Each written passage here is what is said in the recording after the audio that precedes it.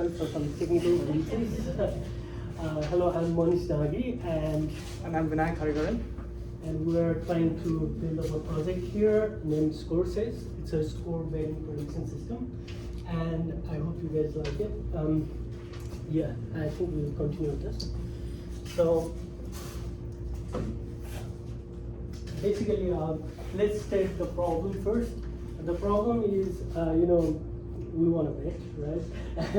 And we don't rely on the betting odds because betting odds keeps changing frequently, and it is due to the fact that when people place more bet on some certain team, then the bet itself rises, bet odds itself rises. So there are so much variances in betting data.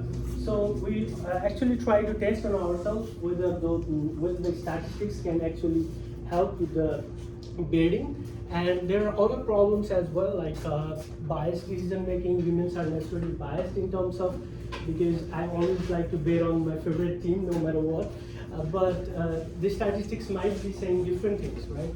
So there are problems with the data as well. Like there are so many data points. We actually chose this topic because we've got to play with a lot of data in here because there are a lot of data points, and due to the vast data space, we need to be selective on what features we want, what data points we want. So, and we are already watching football, so I think this would be a best project for us. So, and the other thing is like one size fits all data models. This is like so many betting prediction systems, they rely on one size fits all model. That means they build up a model that is based on every scenarios. For example, Premier League is different from Spanish La Liga or French League, Liga 1, right? We just want to do it for the Premier League so as to collect those kind of data in a very fascinating way possible. Yeah, this was a problem and we want to try that out. So we actually went for the ScoreSage. So the solution. So if you want to wake up in the morning with the notifications like this, I think it's better if we ask ScoreSage for help, because if you have some domain knowledge and you want to use that app, then definitely it would be a great plus for you. So high stake odds, no problem, because our model is actually built to even detect the ties. And you can actually, this is the last game that we bet on, and the correct player to score, the tie bets for Arsenal, Chelsea was also a tie, so 3.82 is a high stake bet, and we all actually made a good result on that. So actually our tie model was better than other models. It's interesting, right? So basically, how did we implement this, right? So we want to go to the workflow. This is our architecture diagram. This was the most time-consuming part because we actually resource a lot of data, and there are a lot of data sources, and we want to filter them out. So actually, data research was one of the most challenging part, and we got 7 sources of data, all coming out to the fact database, and this is a fact table. These are all the dimensions, and this total will be a dimensional modeling in a way, and then ETL is actually regulated by Apache Airflow, and there is a transformation. Transformation also takes a lot of time because of the standardization of data. There is a merging, aggregation, everything. We even have to handle missing values beforehand and do some feature engineering before, such as head-to-head was done earlier, and dividing post-game data and pre-game data was also essential, which we did on the transformation phase.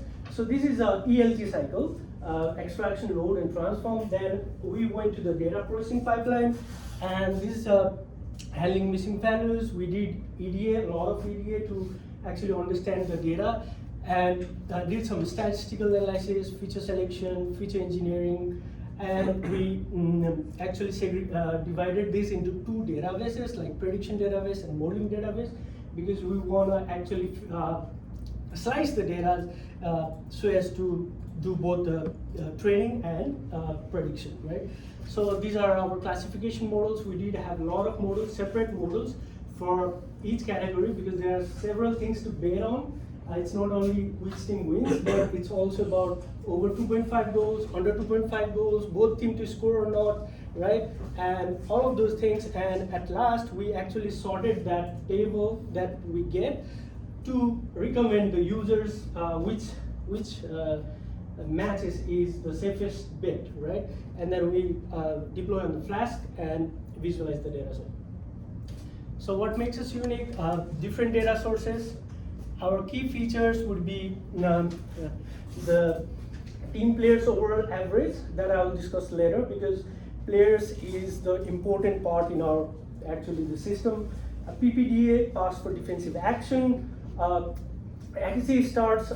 It's not about which team win, but it's about the potential team that was supposed to win. That is given by the axes data.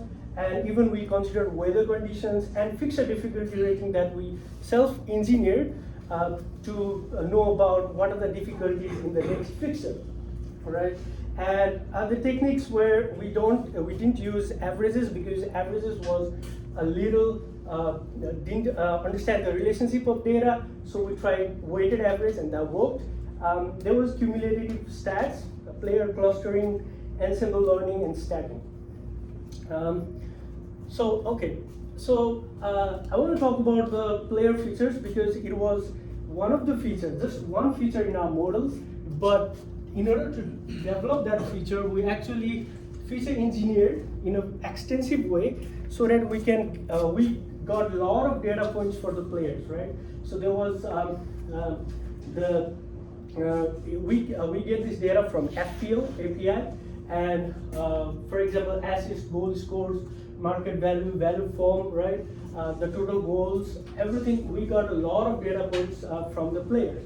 And what we did was we calculated also fixture difficulty ratings by incorporating team strengths, home strengths, and away strengths. And that's how we get the FDR values and fixture difficulty values as well. We pre-processed the data, we did the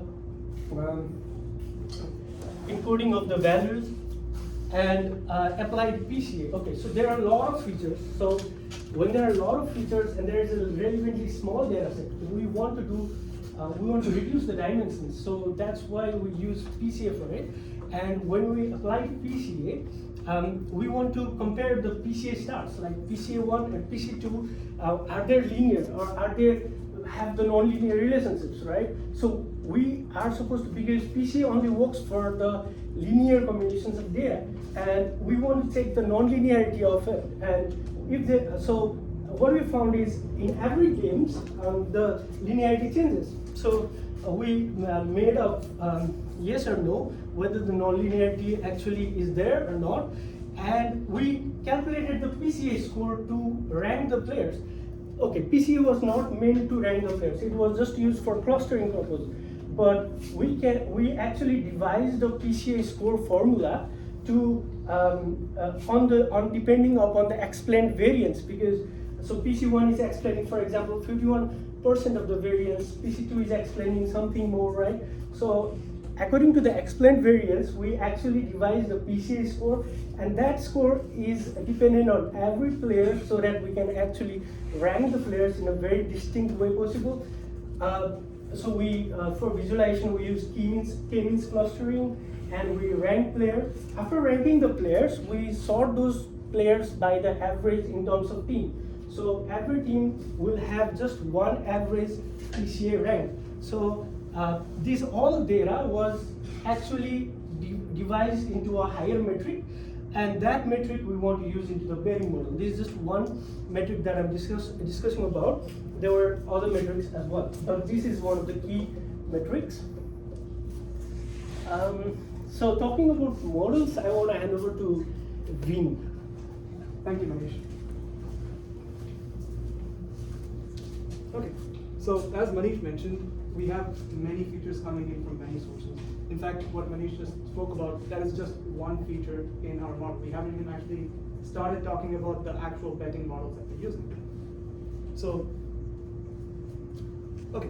So what we actually have is we're not using one singular model for betting. We actually have multiple models. They're predicting different but related stats. So I'll explain. We have three main models. Our first model is a win, draw, loss predictor. So you give a fixture or like a certain match. It will predict what is the win probability of the team, the draw probability, and the loss probability. That's our first model.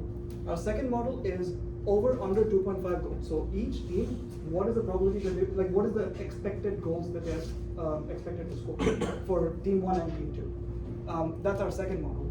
And our third model is a simple model for just how likely in this particular match are both teams to score. BTTS, that's what we call it. And these are all very commonly bet on statistics. So people don't just bet on the win-loss, they bet on all these statistics. And basically we have all these models and we're presenting the outputs of these models to the players to make a more informed decision. So I'll start by talking about the win-draw-loss model. So it's a stacking model. We have a meta model, which is a logistic regressor.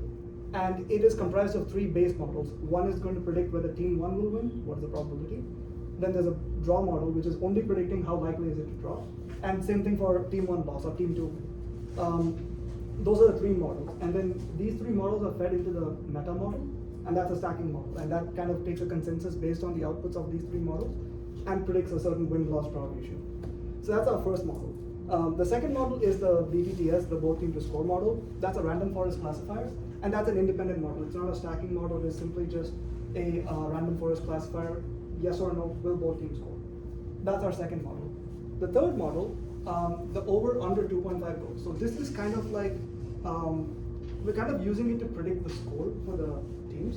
And what we found out is that using a simple linear regressor is not working great for predicting the score. Like yes, we're predicting a number, but it's not working great. So we're actually taking a different approach, which is using an ordinal classifier. So it's a classifier model, but then the classes are ordered. So the way the classes work is, how likely is team 1 to score above 0 goals, team 1 to score above 1 goal, and team 1 to score above 2 goals. And the same thing for team 2 as well. So we're kind of using this ordinal classifier as a kind of a form of score prediction. And basically there are two models, one for team 1 and one for team 2. Again, both of these are stacking meta models. And we have 6 base models which are being fed into both these meta models, which I just explained. How likely team 1 over 0 goals, team 1 over 1 goals, and same thing for team 2 as well. So these 6 base models are being fed into these 2 meta models. So at a high level, that's what it is. Okay, I'll talk a little bit more in general about the models. So the first thing is we are only working with one particular league's, one particular season's data. And the reason for that is if you go back even further with the seasons, it changes a lot. We can't use past seasons' performance to predict the current season because each season the players change, the coaches change, everything changes. It's too volatile. So we're only focusing with a very limited set of data. I believe we only have around 150 or 160 rows of data. So we have a very limited row of data.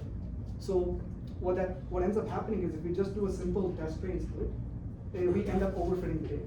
So we end up doing a k-fold cross-validation to prevent overfitting. And this works perfectly because we have a limited number of rows. So we completely get rid of overfitting. And for score prediction, as I mentioned, a linear regression was not going great. It's just simply not good enough at predicting the exact goal. Like it would give like 1.4 or 1.6, but that's not spectacular. So we are using this ordinal classifier approach, as I mentioned, to predict the minimum number of goals for each team. And for most fixtures, and fixtures is just like the games, all 3 models generally agree on the outcome, like they have a consensus. But sometimes when they conflict, it's because they can't predict with enough confidence. And what that means is like it'll only have like a 30% confidence on a certain prediction. So that's why sometimes there will be some conflict between the models. And again, we're giving all this information to the user, and we're relying on the user to base their domain knowledge and make a prediction based on that. That's kind of, again, the core goal of this. And here I can show you, for example, like the model results. So the way it works is it gives us the top 5 safest bets for each model. So for example, the win prediction, we're looking at the difference between the win probability and the loss probability, and wherever the difference is maximum, that's like the safest bet, right? Like if you look at the first one, Aston Villa versus Leicester City, Aston Villa is a good team. Leicester City is not great. It's most likely that Aston Villa is going to win, so it's a safe bet, right? And the model is accurately predicting that. And you can see it's kind of ranked based on that. And the same thing for the score prediction. Here you can see the Tottenham versus Newcastle. It predicts a score of 3 and 2. And again, it's for each of these scores, there's a confidence value. And we're not showing that in this table, but behind the scenes, there's a confidence value for each of these score predictions. And the sum of these score predictions is what we're using to rank the safest bets for the score prediction. And likewise, for the safest bets for both teams to score, again, the model gives us an output for each of the, like how likely are both teams to score. Like Bournemouth, Everton, it was a 71% probability for both teams to score, so that's the highest probability. And that's how we rank it and present it to the user. And of course, the user can use their domain knowledge to make a prediction. Okay. Should I go back? No, it's not over, sorry. One second. Yeah, okay, so, sorry about that. So final reflections. Working with this project gave us really valuable insights on the entire process of machine learning, like start to finish, like from the getting the data, like automating the workflow to collect the data and push it to the model, the complete life cycle we got to deal with. So that was a really good hands-on experience. And as we feed in more data every week, we anticipate these models to keep improving over time. This is a project that we are going to keep working on. It's not something that we're just doing for this project. Like we are actively going to keep working on it, and we're also putting our money where our mouth is. Like we are making bets based on the outputs of these models, and it has been performing really well so far. Like there is actually some financial incentive for us to keep working and improving on this model.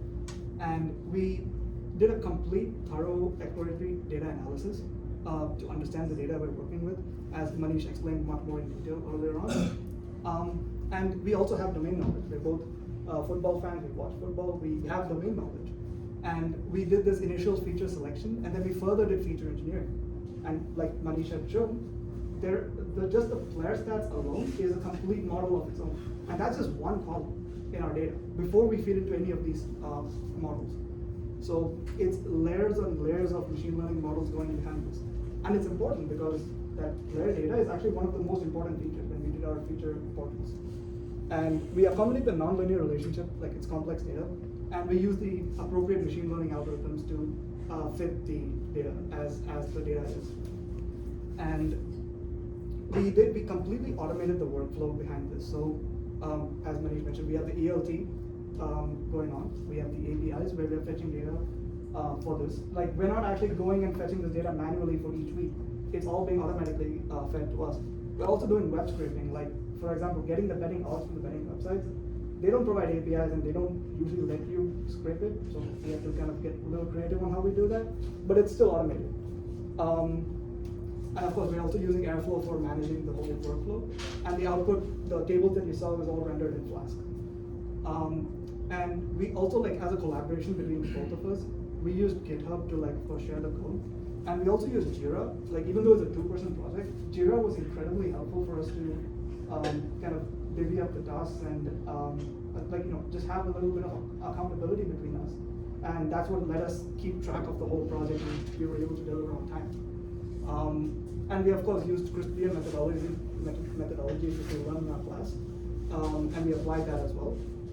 So, and the end goal of our project is, right now we are the end users because we have the domain knowledge, but if we take it further, like the whole point of this project is to give people data-driven insights to make decisions combined with their domain knowledge.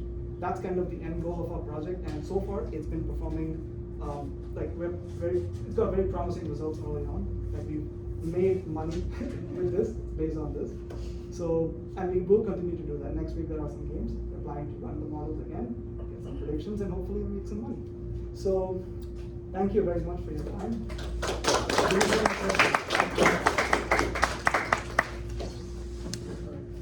I have a question. So you might have mentioned it, but so if you were to say, where did you spend most of the time? Was it in the data collection in the ETL part, or was it in the modeling part? It was in the EDL part. It was the EDL. We always wanted to have some kind of data sourcing, and so basically the data collection was very important for us. So we actually spent a little more time on that work. Could you estimate how much time? Because, I mean, it's more of a, it's a great lesson to learn, because almost everything you'll do, you'll spend more time Yeah, collecting and right. preparing About data than you will 60% do of analysis. time, let's say, about it, because the until the model table, like until the table creation, we actually collected for data from a lot of sources, and that took almost half of the time. More than half, let's say 60%, until we actually make the data ready for that. Because we initially collected data and collected as a fact table instead of not directly going to the modeling table. And we did some dimension modeling stuffs like that. And after the fact table, we actually connected to the modeling table later. So we all try to manage the pipeline at the same time as well, because we don't want to do it all in Jupyter Notebook. We want to do it in Flask, and ETL has to be done regularly. So it took time a little bit, because we also wanted to research about it, and data was very important for us. The modeling was honestly not the hardest part. It was like the modeling part, the difficult part was figuring out which models were performing well. So running multiple different types of models to get to something that works, like which model works better. Random forest, is it logistic regression?